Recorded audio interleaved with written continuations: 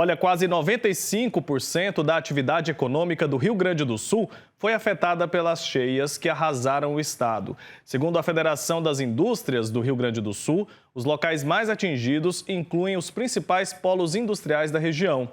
Os efeitos negativos disso deverão ser sentidos na economia brasileira como um todo. Eu recebo hoje a economista e professora da FGV, Carla Bene. Ela vai nos ajudar a entender um pouco mais a respeito desse cenário. Professora, bom dia, bem-vinda. Bom dia, Wilker. Bom dia a todos. Realmente, Wilker, esse é um cenário muito dramático. Acho que nós nunca vimos nada parecido no Brasil na nossa história. Com certeza. E o secretário de Política Econômica do Ministério da Fazenda, o Guilherme Melo, ele afirmou que os efeitos serão sentidos no PIB e sobre os preços também. Já é possível a gente fazer uma projeção do prejuízo ou ainda é muito cedo? Ainda é muito cedo, Wilker, porque se você olhar nos noticiários, você ainda vai ver que, infelizmente, as chuvas continuam, os rios ainda estão subindo, as pessoas ainda não podem retornar às suas casas. Então, enquanto a gente não tiver minimamente um cenário de uma certa normalidade com relação às águas, a gente ainda não consegue ter a dimensão total da tragédia. Então, agora, por exemplo, as últimas notícias, você tem que o rio Guaíba continua subindo e você tem os alertas que as pessoas não podem retornar. Então, a gente não fica muito difícil você conseguir mensurar por quanto tempo ainda as águas continuam elevadas. Então, os cálculos ficam muito difíceis. Pois é, e o Rio Grande do Sul é um estado muito importante economicamente, né? Um estado forte aí em vários setores. E aí eu quero saber se existe o risco de desabastecimento ou não, quando a gente olha especialmente para a área de alimentos. Olha, essa semana toda nós tivemos aí muitas discussões a respeito do arroz, por exemplo.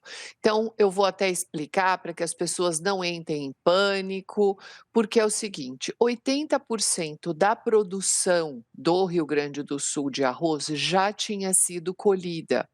Então, mais ou menos 13% até 17%, ela precisava ser colhida. Esse percentual, você vai ter uma grande parte que foi afetada. Então, esse percentual, como é menor, você pode fazer o abastecimento por outros estados e o governo já avisou que vai importar arroz. Então, esse pânico, digamos assim, que foi criado com grupos de WhatsApp, de que vai faltar arroz, isso não é necessário, porque é muito importante, Wilker, que a gente até aproveite esse espaço para que explicar para as pessoas que se elas saírem correndo para comprar produtos, por exemplo, como arroz, feijão, que são perecíveis, além de não ajudar nem o Rio Grande do Sul, nem o país, aí sim a gente contribui para piorar a escassez, os preços. Então, não há necessidade de fazer nada antecipado. Não tem nada no cenário, nesse momento, de que vai faltar nem arroz, nem feijão, nem carne, porque nós temos outros estados que podem fazer esse abastecimento. E numa emergência, o governo já avisou que pode aumentar a importação. Perfeito. A gente salientar essa questão porque quando tem um caso como esse do Rio Grande do Sul, as pessoas começam a criar teorias, a inventar história, e isso só atrapalha, não ajuda ninguém. E a minha dúvida agora é a seguinte: se de fato o governo entender que é necessário fazer importação desse produto, não haverá desabastecimento, mas pode haver alta nos preços? Tem como prever isso? Isso daí é algo que é muito lento, digamos assim. Então, agora não tem nenhum motivo para ter alta de preços, porque os produtos, na verdade, estão na prateleira, aí no seu estado, aqui no meu. Então, se tiver alguma alta de preço, tem mais a ver com especulação do mercado, digamos assim, do que com qualquer outra necessidade. Então, por isso que é importante que a gente só compre compre o necessário. Se você precisa de um saco de 5 quilos de arroz, que é o que você compra para sua família, só compre o necessário. Não precisa comprar 2, 3 para estocar, porque aí sim vai faltar e aí o preço sobe. Então, não há nada no cenário agora, para esses próximos meses, que justifique aumento de preços. E agora, com o passar dos meses, nos outros itens, Wilker, pode ser que, se a gente tiver alguma alteração, talvez apareça alguma coisa mais para frente lá no IPCA, mas ainda não há nada no cenário que marque isso. Excelente, sua fala tranquiliza, com certeza, as pessoas que estão nos acompanhando nesse momento. Agora quero entender um pouco mais sobre a questão logística. Muitas estradas estão inutilizáveis, né, nesse momento. Essa questão logística em si, ela pode puxar esses preços para cima no futuro, mesmo que a produção não seja perdida? Porque até mensurar se essa produção será perdida ou quanto por cento, né, dessa produção não vai poder ser utilizada é difícil nesse momento. Mas a questão logística tem poder para influenciar nos preços? Ela tem, mas a população mais afetada é a população do Rio Grande do Sul.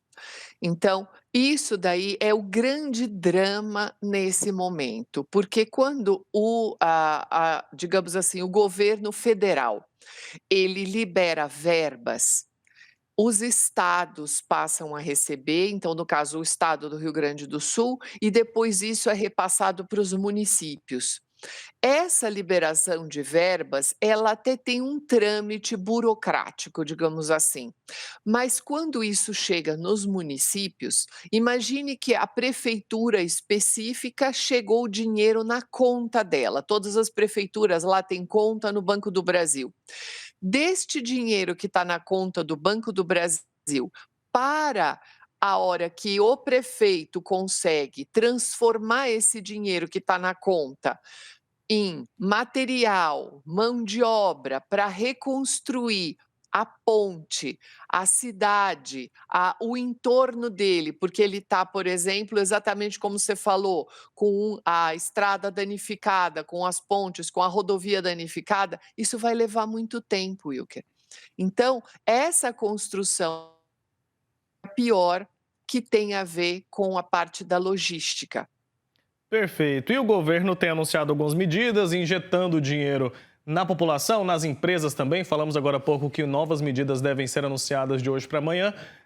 Isso é positivo para a economia? Claro que é uma tranquilidade ali para aquelas pessoas, né, que muitas vezes perderam tudo que tinha, mas para a economia isso é positivo também? Sim, isso é muito positivo e é importante que a gente entenda que uma parte da reconstrução do Rio Grande do Sul, ela vem pela solidariedade da população, a sua, a minha, a da população local, onde a gente contribui com o que a gente pode. Mas a reestruturação do Estado, ela só vem com verbas vultosas muito grandes, que é quando a federação, ou seja, quando o governo faz a transferência para o estado do Rio Grande do Sul. Porque para refazer um estado todo, só com dinheiro mesmo do país como um todo. E isso é assim mesmo, é assim que funciona, porque o governo, digamos assim, na verdade somos nós. Então, para que o país funcione, essa estrutura agora tem que ser feita. O governo vai ter que fazer injeção maciça de capital no estado do Rio Grande do Sul. Você vai observar agora várias linhas de crédito específicas, e é assim que funciona, porque a gente vai ter que reconstruir esse estado, e se fosse em outro estado, seria exatamente a mesma coisa. Perfeito. Professora, muito obrigado pelo seu tempo aqui com a gente, por falar com a nossa equipe mais uma vez. Até uma próxima oportunidade. Até, um grande abraço e bom dia para todos. Abraço, bom dia. Tchau, tchau.